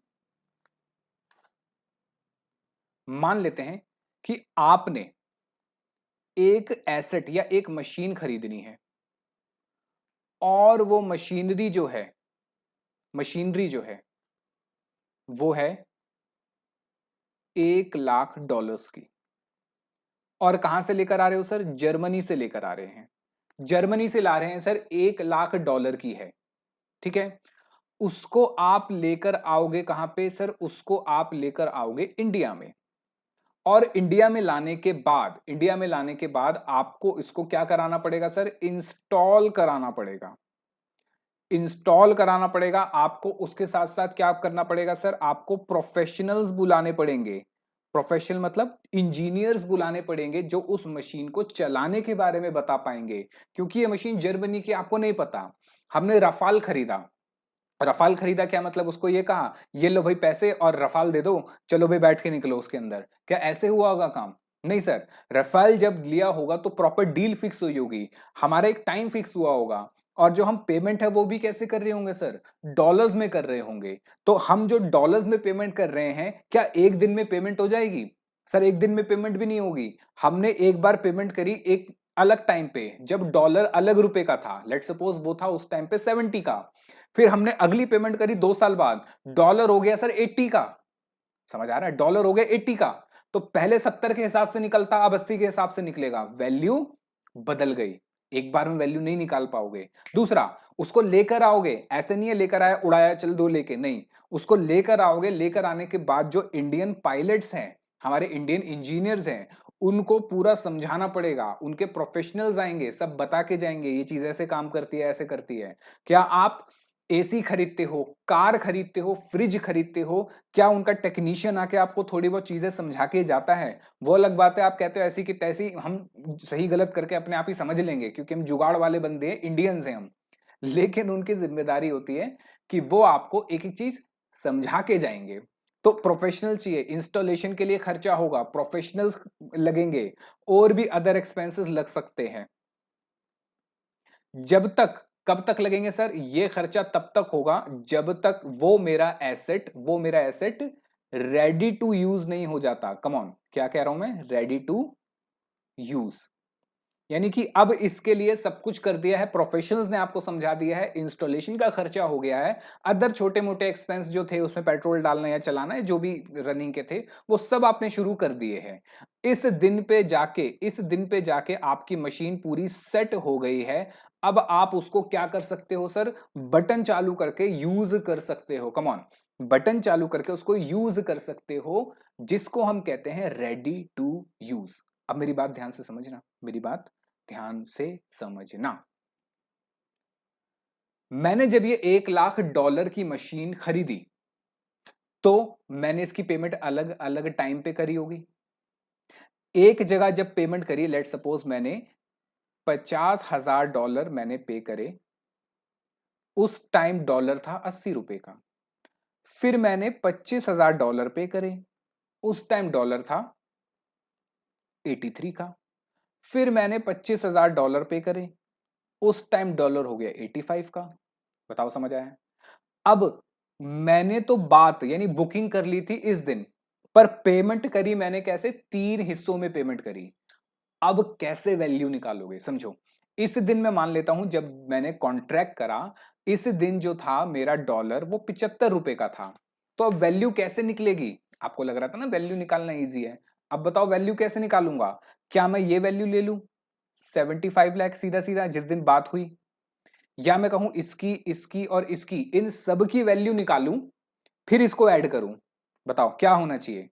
सर कायदे से तो ये होना चाहिए जितनी आपने पेमेंट करी, जितनी आपने पेमेंट अलग अलग टाइम पे करी वो आनी चाहिए। मैं कह रहा हूं बिल्कुल सही कह रहे हो, मतलब ये हो गया सर यहाँ 40 लाख, और ये हो गया आपका 25,000 इंटू 83, ये हो गया 20,75,000 और ये हो गया 25,000 इंटू 85, ये हो गया 21,25,000। ये अलग अलग वैल्यू आ गई। मुझे बताओ समझ आया? यानी जहां मैं समझ रहा था 75 लाख, सर ये वैल्यू तो बदल गई। ये हो गया 20,75,000 और 21,25,000। सर ये वैल्यू आ गई मेरी 82 लैक्स टोटल। कितनी आ गई सर? 82 लैक्स। जो वैल्यू पहले 75 लाख मुझे लग रही थी, वो वैल्यू कितनी हो गई सर? 82 लैक्स। दूसरा मैं आपको कह रहा हूं कि ये पैसा जो $1,00,000 था, $1,00,000 था, ये मैंने अपनी जेब से नहीं दिया सर। ये पैसा जो था ना, ये 50,000, क्योंकि मेरी जेब से, बात समझो, मेरी जेब से डॉलर तो 1,00,000 गए हैं, पर मेरा अमाउंट बदल गई due to the exchange rate. अब ये जो मैंने $1,00,000 किराए पे, सॉरी, ये जो मैंने $1,00,000 पे करे, बात समझो, ये डॉलर जो थे सर, ये मैंने अपनी जेब से नहीं दिए, लोन लिया था। और इस लोन पे ब्याज भी गया। क्या गया? ब्याज गया। मान लेते हैं $5,000 का ब्याज चला गया। और जब मैंने ब्याज पे करा, उस टाइम $1 जो था वो 80 रुपीस का था। तो इसका मतलब कितने रुपए चले गए सर? 4,00,000 रुपए भी मेरे चले गए। अब आप मुझे बताइए, ये 4,00,000 रुपए क्या इस 82 लाख में जुड़ने चाहिए या नहीं जुड़ने चाहिए? मुझे बताओ, क्या ये जुड़ने चाहिए या नहीं जुड़ने चाहिए? बताइए। और लोन मैंने अभी तक पे नहीं करा, लोन का पैसा पे नहीं करा, लोन के पैसे से तो मशीन खरीद ली। अब लोन का पैसा तो इंटरेस्ट तो बाद में भी जाएगा, पर अभी तक इंटरेस्ट मैंने कितना पे करा सर? 4,00,000 रुपए का। समझ आ रहा है कि वैल्यू निकालना इजी नहीं है? एक्चुअली मैं आपको ये समझा रहा हूं। हमें क्या लगता है जितने पैसे दिए उतनी वैल्यू हो गई, नहीं, वैल्यू निकालना इजी नहीं है। चीजें इतनी ज्यादा ग्रो हो रही हैं, इतने झमेले, इतनी चीजें हो रही हैं कि आप एकदम से वैल्यू नहीं बता सकते। तो इस वजह से अकाउंटिंग स्टैंडर्ड 10 में क्या कहा गया? उन्होंने ये कहा कि जब आप मशीन को खरीद रहे हो, कम ऑन, जब आप मशीन को खरीद रहे हो, ठीक है, जिस दिन आपने मशीन को खरीदा, वहां से वहां से जब तक वो रेडी टू यूज नहीं होती, कम ऑन, जब तक वो रेडी टू यूज नहीं होती, तब तक के सारे खर्चे, तब तक के सारे खर्चे इस मशीन की वैल्यू में ऐड हो जाएंगे। कम ऑन, मैं क्या कह रहा हूं, एक बार दोबारा समझो मेरी बात। मैं क्या कह रहा हूं? जिस टाइम से आप मशीन को खरीद रहे हो, जो भी आप पेमेंट कर रहे हो किसी भी चीज के लिए उस मशीन से जुड़ी हुई, वो सारे के सारे खर्चे, चाहे उसको लाने के खर्चे हो, उसको लगाने के खर्चे हो, प्रोफेशनल चार्जेस आपने पे करे या अदर चार्जेस पे करे, लेकिन कब तक सर? जब तक वो मशीन रेडी टू यूज नहीं हो जाती, जब तक वो मशीन रेडी टू यूज नहीं हो जाती। और रेडी टू यूज कौन बताता है सर? रेडी टू यूज वो प्रोफेशनल बताएगा कि अब ये मशीन इंस्टॉल हो गई, अब आप इसको यूज कर सकते हो। वो यूज करने का एक सर्टिफिकेट दे देगा कि हां अब आप इसको यूज कर सकते हो, तो हम कहेंगे कि ये रेडी टू यूज है। तो यहां से लेके यहां तक जो भी खर्चा हुआ इस मशीन से रिलेटेड, वो इस मशीन की वैल्यू में ऐड हो जाएगा। मतलब ये 82 लाख तो आएंगे ही आएंगे, जो आपने इस टाइम के दौरान ब्याज पे करा 4,00,000 का, वो भी इसमें ऐड होगा। आपने जो इंस्टॉलेशन के खर्चे करे, वो भी इसमें ऐड होंगे। आपने जो प्रोफेशनल चार्जेस पे करे, वो भी इसमें ऐड होंगे। जो आपने आने जाने का खर्चा इसमें लगा, जो भी कन्वेंस चार्जेस, ट्रांसपोर्टेशन चार्जेस, वो सब भी इसमें ही ऐड हो जाएंगे। बताओ बात समझ आई या नहीं आई? यही रीजन था, यही रीजन था, ठीक है, कि आपकी क्लास में या आपके क्वेश्चन आता था, एक आता था कि हमने वेजेस पे करे, लिखना मत इसको, वेजेस पे करे फॉर इंस्टॉलेशन 500 रुपए, और वो कहता था, या 5,000 रुपए, वो कहता था उसने इसको चार्ज कर लिया वेजेस में। आप कहते थे नहीं ये तो गलत है, इंस्टॉलेशन के लिए अगर वो दे रहा है तो वो वेजेस में नहीं जाएगा, वो उस मशीन की वैल्यू में जाएगा। तो आप उससे मशीन को डेबिट करते थे और कहते थे वेजेस को कम करो, तो वेजेस को क्रेडिट करते थे। क्या यह आपने रेक्टिफिकेशन में या फाइनल अकाउंट्स में भी ऐसा करा है या नहीं करा? हाँ सर, ऐसा करते थे। अब मैं आपको उसका रीजन बता रहा हूं। उसका रीजन यही है कि जो भी मशीन हम खरीद रहे हैं या जो भी हम एसेट खरीद रहे हैं, उसको लाने से लगवाने तक का खर्चा, कब तक लगवाना सर? रेडी टू यूज करना है। क्या करना है सर? रेडी टू यूज तक का खर्चा उसी मशीन की या एसेट की वैल्यू में ऐड होगा। कौन कहता है ऐसा सर? ऐसे कहता है AS10, अकाउंटिंग स्टैंडर्ड 10 कहता है ये। क्या ये बात आपको क्लियर हुई या नहीं हुई? समझ आया? अच्छा सर, इसके बाद अगर कोई खर्चा हो, जैसे हमने इंस्टॉलेशन का खर्चा देखो एक ही बार होता है, बाद में नहीं होता। उसके बाद हमें जरूरत पड़े कि हम किसी प्रोफेशनल को बुलाएं, तो फिर अगर बाद में कोई आप ऐसा खर्चा करते हो जैसे वेजेस का या प्रोफेशनल चार्जेस या कोई अदर चार्जेस, इवन इंटरेस्ट जो है आपका, इंटरेस्ट, फिर ये आपका प्रॉपर खर्चा होगा। फिर आप इसको प्रॉफिट एंड लॉस में डेबिट करोगे। फिर उस खर्चे को आप मशीन की वैल्यू में ऐड नहीं करोगे। यानी कि आपका जो मार्कअप पॉइंट है खर्चों को ऐड करने का, वो क्या है? Ready to use. Ready to use के बाद अगर कोई खर्चा हो रहा है तो फिर आपका वो नॉर्मली एक्सपेंस में जाएगा। फिर ये खर्चा आपकी वैल्यू के अंदर ऐड नहीं होगा until unless it is a capital expenditure. वो क्या होता है बाद में पढ़ेंगे। ये बताओ कि आपको बात समझ आई या नहीं आई? आगे समझ। क्या ये आपने फोटो बना ली? नहीं बनाई? कोई नहीं, नहीं बनाई तो सबसे पहले लिखो as per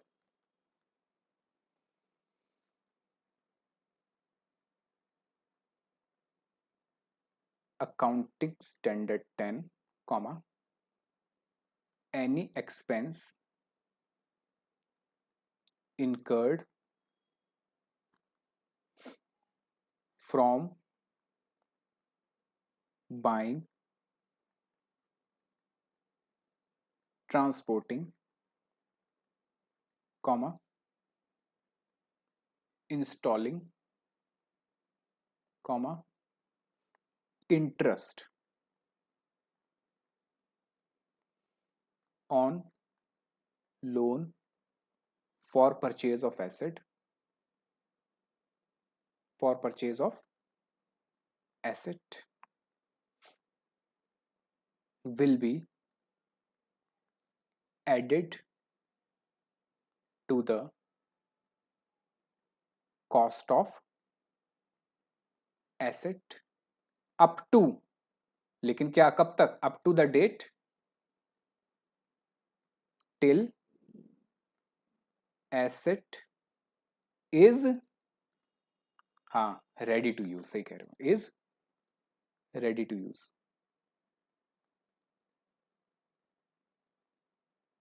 not put to use, याद रखना। अगर वर्ड आता है पुट टू यूज तो ये नहीं लेना आपको। आपको क्या लेना है? Ready to use. सर दोनों में क्या डिफरेंस है? देखो दोनों में डिफरेंस ये है कि प्रोफेशनल रफाल लाके खड़ा कर दिया, चेक कर लिया और कहा भाई अब आप इसको आराम से चला सकते हो, कोई दिक्कत नहीं है, ये है आपका ready to use. Put to use का मतलब होता है कि राफाल आ गया, उसको रख लिया, उसने कहा आप चला सकते हो, पर मैंने कहा मैं चलाऊंगा 2 साल के बाद। तो मेरा पुट टू यूज कब होगा सर? 2 साल के बाद। पर अभी चला सकता हूं, रेडी टू यूज कब हो गया? अभी। यानी वही बात हो गई, चाहे आप यूज करो या मत करो, अगर वो यूजेबल कंडीशन में आ गया तो भी डेप्रिसिएशन लगेगा due to passage of time. Matching concept, वही बात है ना। बताओ समझ आया? तो याद रखना, अगर क्वेश्चन आता है ट्रू फॉल्स में कि भाई हम डेप्रिसिएशन लगाएंगे when asset is put to use, तो आपको बता देना है सर यहां पुट टू यूज नहीं होता, यहां रेडी टू यूज होता है। कम ऑन, क्या होता है? Ready to use. बात समझ आई या नहीं आई? ठीक है, चलिए तो इसको फटाफट से लिख लो जल्दी से, जिन्होंने नहीं लिखा। और नहीं लिखा तो एक काम करो, वीडियो पॉज करके लिख लेना, ठीक है। चल हम चलते हैं अगली बात पे।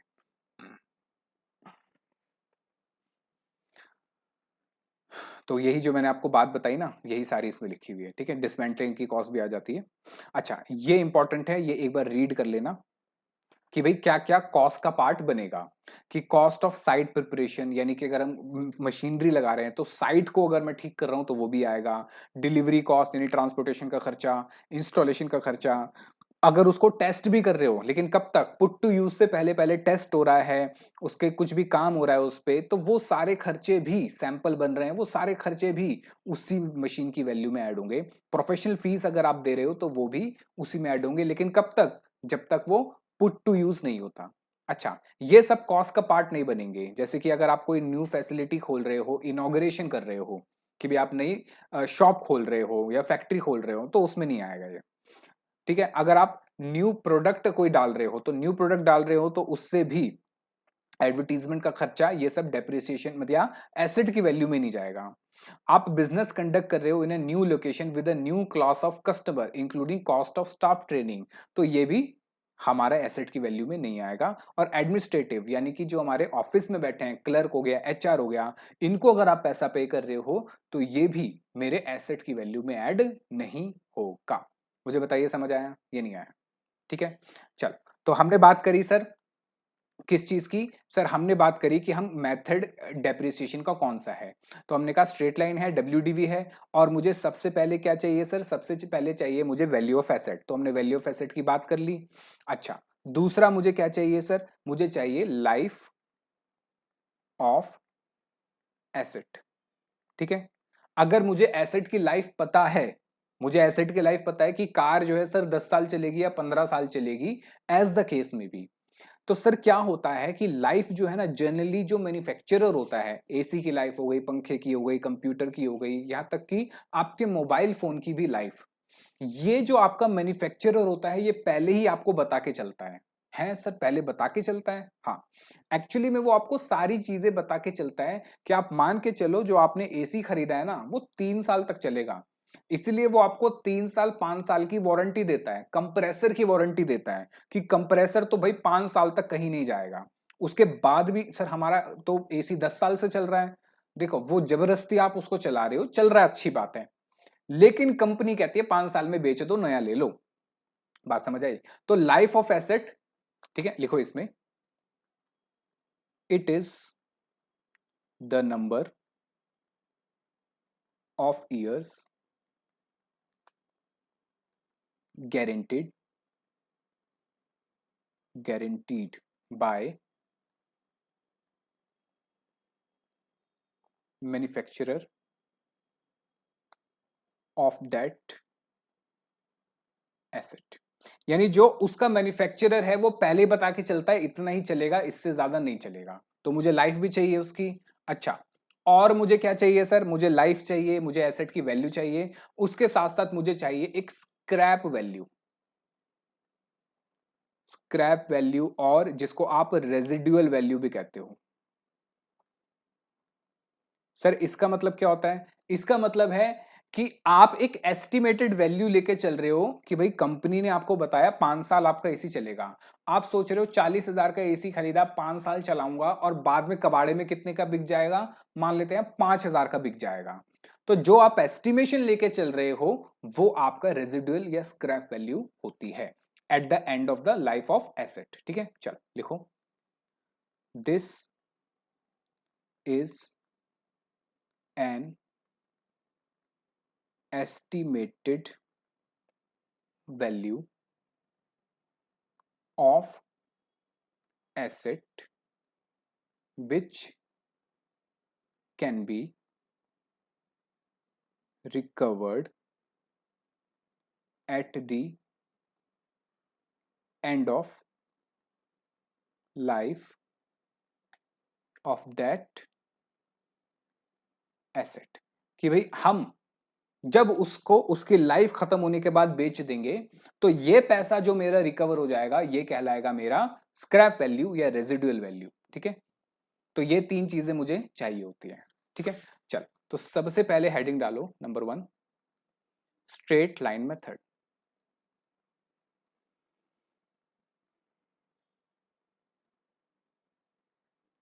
ठीक है, स्ट्रेट लाइन मेथड में हमारा डेप्रिसिएशन कैसे निकलता है? ठीक है, डेप्रिसिएशन हम बात कर रहे हैं पर एनम की, याद रखना। ये निकलता है सर हमारी ओरिजिनल कॉस्ट जितने का आपने खरीदा, minus scrap value divided by life of assets. और ये लाइफ कैसे होगी सर? आपकी ईयर्स में होगी, तभी तो ये क्या आ रहा है आपका सर, ये आपका ईयरली निकल रहा है, और ये भी ईयर आपने लिया है तभी ईयरली निकल रहा है। सर मतलब एग्जाम्पल देना, एग्जाम्पल देते हैं, क्या दिक्कत है? देखो, लिखो, मशीन परचेस्ड रुपीज 1 लाख। आगे लिखो, लाइफ 10 years, रेजिडुअल वैल्यू 5,000। ठीक है, तो मैं क्या कहूंगा, देखो मैं कहूंगा सर देखो, अगर मेरे पास कितने रुपए हैं सर, 1 लाख रुपए जा रहे हैं और मान के चलते हैं कि ये 10 साल बाद एक भी रुपया नहीं मिलेगा, तो मैं कहूंगा 1 लाख रुपए गए, 10 साल तक ये चलेगा, तो हर साल का खर्चा कितना हो गया सर, 10,000 रुपए हर साल का मेरा खर्चा होता है। यही तो मैंने आपको बताया कि एक मेजर एक्सपेंस को जब मैं उसकी यूजफुल लाइफ में स्प्रेड आउट कर दूंगा, दैट इज माई डेप्रिसिएशन। अब लेकिन क्वेश्चन में ये लिखा है कि देखो अभी तो आप खर्चा कितना कर रहे हो सर, अभी तो जेब से जा रहे हैं 1 लाख रुपए, लेकिन लाइफ खत्म होने के बाद आप एस्टिमेटेड आपको कितने पैसे मिल जाएंगे सर, 5,000 मिल जाएंगे। वो डिपेंड ये करता है कि कितने मिले ना मिले, एक्चुअल में वो अलग है, पर अभी मैं एस्टिमेट करके चल रहा हूं कि लाख रुपए दे रहा हूं, 10 साल ये मशीन चलेगी और 10 साल के बाद कितना पैसा रिकवर हो जाएगा सर, 5,000। तो मैं कह सकता हूं कि सर मेरा कुल खर्चा कितना होगा, 95,000 का, क्योंकि 5,000 तो रिकवर हो जाएंगे और ये कितने सालों तक चलेंगे, ये 10 सालों तक चलेंगे। इसका मतलब मेरा साल भर का खर्चा कितना आया, 9,500 पर एनम। मेरा साल भर का खर्चा कितना आया सर, 9,500 पर एनम। ये पर एनम क्यों निकला, क्योंकि सर यहां पे मैंने 10 years लिख ले। अगर मुझे इसको मंथली निकालना होता कि एक महीने का कितना होता, तो मैं ये कहता कि सर 1 लाख डिवाइड बाय 5,000। मुझे बताओ एक साल में कितने महीने सर, एक साल में 12 महीने, तो 10 साल में सर, 10 साल में 120 महीने। तो मैं ये कहता 9,500, सॉरी 9,95,000 डिवाइडेड बाय 120, तो एक महीने का खर्चा या एक महीने का डेप्रिसिएशन आता 792 रुपए, ये होता पर मंथ। लेकिन मैंने यहां ईयर लिया, इसलिए क्या निकला, ये भी ईयरली निकला। मुझे बताओ समझ आया या नहीं आया। ठीक है, अच्छा अगर मुझे इसका रेट निकालना हो, परसेंटेज निकालना हो डेप्रिसिएशन का, तो मैं कैसे निकालूंगा सर, परसेंटेज वैसे ही, कितना डेप्रिसिएशन लगा सर, 9,500 साल भर का, किस वैल्यू पे सर, 1 लाख पे, इंटू 100 कर दो, कितना आ गया सर, 9.5%। लो ये हो गया। मुझे बताओ कि आपको स्ट्रेट लाइन मेथड समझ आया। अब जरा समझो स्ट्रेट लाइन मेथड कौन से एसेट पे लगता है, ये लिख लिया आपने, क्या ये लिख लिया, नहीं लिखा तो एक बार पॉज करके लिख लेना। लिखो, on which assets straight line method is used और अप्लाइड। हम कौन से ऐसे एसेट हैं जिनके ऊपर स्ट्रेट लाइन मेथड लगाते हैं। देखो यहां पे भी हमारा है ना मैचिंग कॉन्सेप्ट चलता है। कौन सा कॉन्सेप्ट चलता है सर, मैचिंग कॉन्सेप्ट। बात समझो, जैसे कि एग्जांपल,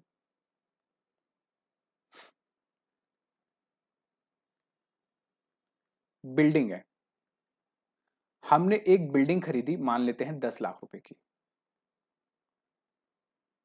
ठीक है, ये लो, ये एक बिल्डिंग खरीदी सर, कितने की, 10 लाख की। ठीक है, अब मुझे बताइए जरा, मुझे बताइए कि ड्यूरिंग द लाइफ, ये मेरे एक्सपेंस हो गए और ये इसकी लाइफ हो गई। ड्यूरिंग द लाइफ जो है, जैसे जैसे इसकी लाइफ बढ़ेगी, इस पे लगने वाला मेंटेनेंस ज्यादा होता रहेगा या कम होता रहेगा या बराबर चलता रहेगा, मुझे बताइए। अगर ये बिल्डिंग की लाइफ जो है 50 साल है, तो 50 साल में इसका जो रिपेयर का खर्चा है वो एक जैसा रहेगा या बढ़ता रहेगा या घटता रहेगा, बताइए। मैंने आपको 3 चॉइसेस दी, बिल्डिंग पे जो रिपेयरिंग का खर्चा है क्या एक जैसा रहेगा, बढ़ता रहेगा या घटता रहेगा, कि शुरू में ज्यादा है बाद में कम होता रहा, बताओ। सर लाइफ के साथ साथ तो बढ़ता ही रहेगा, हाँ आप सही कह रहे हो, बढ़ता रहेगा, लेकिन क्या बहुत ज्यादा बढ़ता रहेगा, नहीं। क्या होता है सर, बिल्डिंग में है ना, हम व्हाइट वॉश और ये सब करते हैं, तो इसका जो रिपेयर का खर्चा होता है, रिपेयर का खर्चा होता है वो जनरली एक जैसा ही होता है। हाँ, थोड़ा बहुत ऊपर नीचे हो सकता है कि ऊपर हो गया थोड़ा नीचे हो गया, लेकिन इसका रिपेयर का खर्चा जो साल भर या लाइफ टाइम है इसका एक जैसा रहता है। कैसा रहता है कमॉन? एक जैसा रहता है। तो इसी वजह से इस पे लगने वाला डेप्रिसिएशन भी, इस पे लगने वाला डेप्रिसिएशन भी, वो भी कैसा होना चाहिए सर? डेप्रिसिएशन भी क्या होना चाहिए? सेम होना चाहिए एवरी ईयर। क्योंकि इसका रिपेयर जो है वो भी क्या है सर? इसका सेम है। तो अब क्या हुआ, बात समझो, इसका डेप्रिसिएशन एक हाथ पे क्या हुआ? एक जैसा। रिपेयर क्या हुआ? एक जैसा। लगभग मैच हो गए, लगभग मैच हो गया। ठीक है।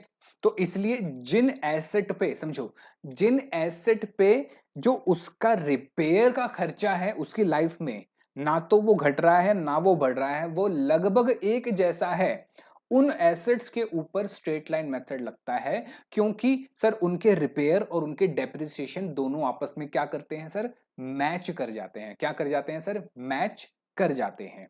सर मतलब सर समझ नहीं आया, फिर भी थोड़ा सा ना दिक्कत हो रही है, कोई नहीं। अभी आप WDV करोगे तब आपको और क्लियर आएगा, और क्लियरिटी इसमें हो जाएगी। ठीक है, ये बताओ समझ आया? चलो point number 2, return down value method,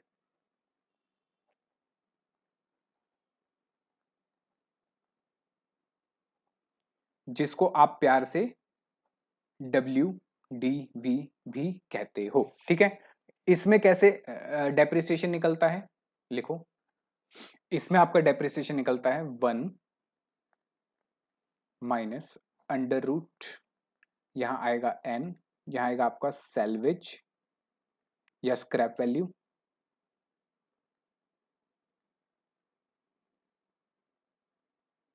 divided by cost of asset. जैसे कि मैं आपसे कहूं एग्जांपल,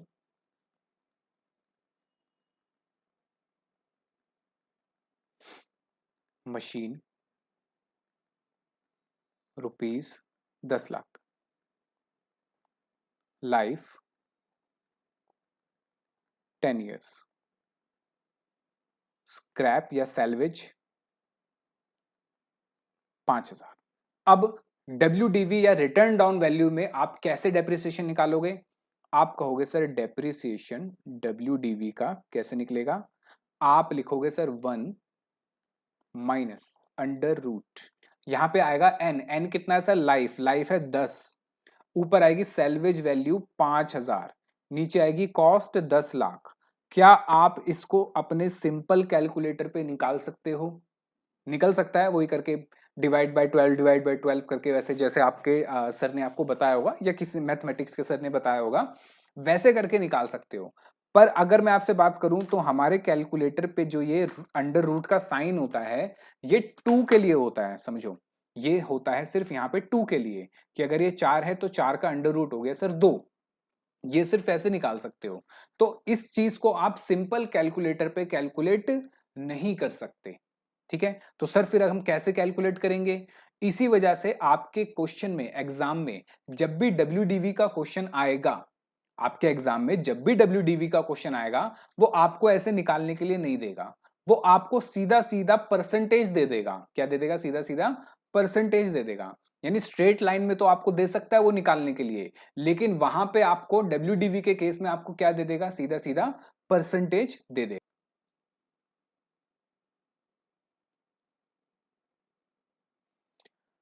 चलो हम एक बार ऑनलाइन निकालने के लिए देखते हैं। ठीक है, स्ट्रेट लाइन मेथड नहीं है सर, हम कह रहे हैं WDV की बात कर रहे हैं। परचेज वैल्यू कितनी थी सर हमारी? 10 लाख रुपए की, सॉरी 1 लाख की परचेज वैल्यू थी, 10 साल।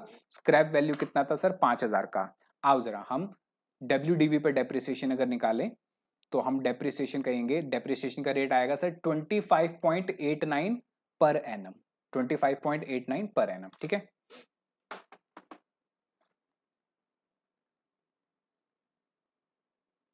तो हमारा डेप्रिसिएशन कैसे निकलेगा सर? हर साल का अलग अलग निकलेगा। बात समझो, हमारा डेप्रिसिएशन हर साल का अलग अलग निकलेगा। फिर ये हो जाएगा 9, 5,000 डिवाइडेड बाय, ये 10 लाख लिख दिया भाई गलती से, इसको 1 लाख करो। फिर ये हो गया सर 1 लाख। फिर अगले साल का वही 1 minus under root 8, 5,000 divided by 1 lakh, यानी हर साल का आपका WDV का डेप्रिसिएशन अलग अलग निकलेगा। चलो अब मेरी बात समझो, जरा मेरी बात समझो। किस एसेट पे डेप्रिसिएशन किस एसेट पे हम WDV लगाएंगे, समझो। मैं कह रहा हूं आपसे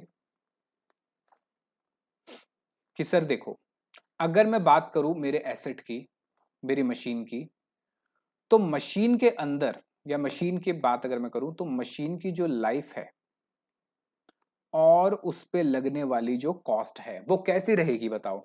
जैसे जैसे मशीन की लाइफ, कार लेके चलते हैं कि जैसे जैसे कार बूढ़ी होती रहती है, क्या वो रिपेयर ज्यादा मांगती है, और जैसे जैसे कार जो है नई होती है तो रिपेयर का खर्चा कम मांगती है। हाँ सर सही कह रहे हो कि जब उसकी लाइफ कम होती है ना, जब लाइफ कम होती है तो कार खर्चा भी कम मांगती है, और जैसे जैसे लाइफ बढ़ती रहती है, जैसे जैसे लाइफ जो है वो बढ़ती रहती है, वैसे वैसे उसका खर्चा भी बढ़ता रहता है। मुझे बताओ समझ आया? यानी कि हमारा जो यहाँ रिपेयर है, रिपेयर का खर्चा है, वो क्या है सर, इंक्रीजिंग है। क्या है सर, इंक्रीजिंग है, इंक्रीजिंग ड्यूरिंग लाइफ। ठीक है। वहीं दूसरी ओर जब मैं डेप्रिसिएशन की बात करता हूं, तो मुझे बताओ WDV के अंदर डेप्रिसिएशन कैसे निकलता है। सर WDV में डेप्रिसिएशन जो निकलता है वो वैल्यू होती है, उस वैल्यू पे जो माइनस करके निकलता है डेप्रिसिएशन, फिर उस पे डेप्रिसिएशन लगाया जाता है। सर क्या मतलब हुआ, एक मिनट, यानी ये हो गई लाइफ और ये हो गई इसका डेप्रिसिएशन की कॉस्ट। एग्जाम्पल जैसे समझो, वैसे तो आपने करा हुआ है पर जिन्होंने नहीं करा उनके लिए बता रहा हूं। जैसे कि मान लेते हैं ये मेरे एसेट की वैल्यू है, जितने का मैंने खरीदा। कितने का खरीदा सर, 1 लाख का। इस पे डेप्रिसिएशन लगा पहले साल का 25%। कितना लगा सर, 25,000। तो कितना आ गया सर, ये हो गया 75,000। ठीक है, मैंने आपको बताया था WDV वाले केस के अंदर वो आपको डेप्रिसिएशन का क्या दे देगा, परसेंटेज दे देगा। फिर उसके बाद जब मैं अगले साल का डेप्रिसिएशन लगाऊंगा, बात समझो, अगले साल का जब मैं डेप्रिसिएशन लगाऊंगा तो मैं डेप्रिसिएशन किस पे लगाऊंगा सर, 25% लगाऊंगा, लेकिन अब किस पे लगाऊंगा, इस वैल्यू पे लगाऊंगा, 75,000 पे। इस वैल्यू को हम कहते हैं रिटर्न डाउन वैल्यू। यानी कि जब मैं एसेट की वैल्यू में से डेप्रिसिएशन को माइनस कर देता हूं तो वो आता है मेरा रिटर्न डाउन वैल्यू। इसीलिए इस मेथड का नाम भी क्या है, WDV यानी रिटर्न डाउन वैल्यू मेथड। अब मैं डेप्रिसिएशन जो लगाऊंगा 25%, वो किस पे लगाऊंगा सर, वो 25% में इसी 75,000 पे ही लगाऊंगा। तो इस 75,000 का 25% आप करोगे तो कितना हो जाएगा सर, 18,750 रुपए। तो ये वैल्यू कितनी बचेगी सर, 56,250। फिर अब जब डेप्रिसिएशन लगेगा किस पे लगेगा सर, वो इस वैल्यू पे लगेगा, यानी कि 56,250 पे। तो सर चेक करो जरा, पहले डेप्रिसिएशन कितना था सर, पहले डेप्रिसिएशन था 25,000। फिर कितना हुआ सर, वो घटके हो गया 18,750। फिर डेप्रिसिएशन निकालते हैं तो 56,250 का 25% करूंगा तो यह आ जाएगा सर 14063। तो वैल्यू बचेगी सर मेरी 42187। फिर डेप्रिसिएशन हो गया सर 14,063 रुपए। यानी कि सर जैसे जैसे लाइफ बढ़ रही है डेप्रिसिएशन क्या होता जा रहा है, कम होता जा रहा है। तो सर इसका जो ग्राफ है वो कुछ ऐसे बनेगा, जैसे जैसे लाइफ बढ़ रही है वैसे वैसे डेप्रिसिएशन कम होता जा रहा है। देखो सर यहाँ पे लाइफ ज्यादा थी तो डेप्रिसिएशन ज्यादा था, यहाँ पे जैसे ही लाइफ कम हुई, चलो उल्टा बोल गया मैं, जैसे यहाँ लाइफ ज्यादा थी तो डेप्रिसिएशन ज्यादा था, फिर लाइफ यहाँ कम हुई तो डेप्रिसिएशन भी कम हो गया। अब जरा समझो यहाँ पे क्या हुआ सर, यहाँ पे ये हुआ डेप्रिसिएशन रिड्यूस हुआ विद लाइफ। अब जरा चेक करो, मैचिंग कॉन्सेप्ट हम मैच कर रहे हैं। देखो अब आपको क्लियरिटी होगी, जैसे जैसे लाइफ बढ़ रही थी रिपेयर बढ़ रहा था, जैसे जैसे लाइफ बढ़ रही है डेप्रिसिएशन कम हो रहा है। तो एक तरफ तो रिपेयर के चार्जेस बढ़े, दूसरी तरफ डेप्रिसिएशन के चार्जेस कम हुए। मैच हो गया कि यहां से खर्चा ज्यादा, यहां से खर्चा कम, मैच हो गया। तो क्या होता है कि सर ऐसा कोई भी एसेट जो अभी तो रिपेयर कम मांग रहा है पर जैसे जैसे वो बूढ़ा होगा, जैसे कार हो गया, मशीनरी हो गई, जैसे जैसे ये बूढ़े होंगे इन पे रिपेयरिंग का खर्चा ज्यादा हो जाएगा। तो इसका मतलब ये हुआ कि इसको मैं पहले तो ज्यादा यूज कर रहा हूं और फिर कम कम यूज कर रहा हूं, तो इसीलिए इस पे डेप्रिसिएशन शुरू में क्या रहा सर, ज्यादा रहा, और बाद में डेप्रिसिएशन धीरे धीरे कम होता गया। भाई इसीलिए तो रिपेयरिंग ज्यादा शुरू में नहीं है। भाई कार में रिपेयरिंग का खर्चा ज्यादा नहीं है शुरू में, सर्विसिंग की कॉस्ट आपकी शुरू में कम है, क्योंकि कार को आप ज्यादा यूज कर रहे हो, उसकी वैल्यू ज्यादा गिर रही है, डेप्रिसिएशन ज्यादा है। फिर कार बूढ़ी हो गई, ज्यादा रिपेयर मांग रही है, ज्यादा खर्चा मांग रही है, और डेप्रिसिएशन उस पर धीरे धीरे कम हो गया, क्योंकि आप उसको ज्यादा यूज पहले कर चुके हो। बताओ समझ आया या नहीं आया, ये दोबारा बताऊं। अब आपको ये बात क्लियर हुई इस वाले मेथड में भी, ओरिजिनल कॉस्ट में भी। सर मैचिंग कॉन्सेप्ट के हिसाब से मैंने कहा था रिपेयर कांस्टेंट रहेगा एक जैसा, इसी वजह से आपका WDV, सॉरी ये जो रिटर्न डाउन वैल्यू मेथड है, sorry straight line method, SLM method है, यहां पे भी स्ट्रेट लाइन मेथड में आपका जो डेप्रिसिएशन है वो क्या रहता है सर, कांस्टेंट रहता है, एक जैसा रहता है। कैसा रहता है सर, कांस्टेंट रहेगा, एक जैसा रहेगा। मुझे बताओ समझ आया ये नहीं आया, ठीक है। चलो आज की क्लास में इतना ही रखते हैं, ये लिख लेना, पॉज करके लिख लेना नहीं तो, ठीक है। मैंने आपको बहुत डिटेल में बहुत सारी चीजें डेप्रिसिएशन की कराई, तो एक काम करते हैं आज इतना ही रखते हैं, मिलता हूं आपसे अगली क्लास में। तब तक के लिए पढ़ते रहिए, खुश रहिए, और लाइफ को ऐसे एंजॉय करते रहिए। आगे हम इसके क्वेश्चंस भी करेंगे, ठीक है। चलो, तो कोई भी आपको डाउट होता है या कोई इश्यू है तो आप कमेंट बॉक्स में मेरे से पूछ सकते हैं। मिलता हूं आपसे अगली क्लास में। बाय बाय, टेक केयर और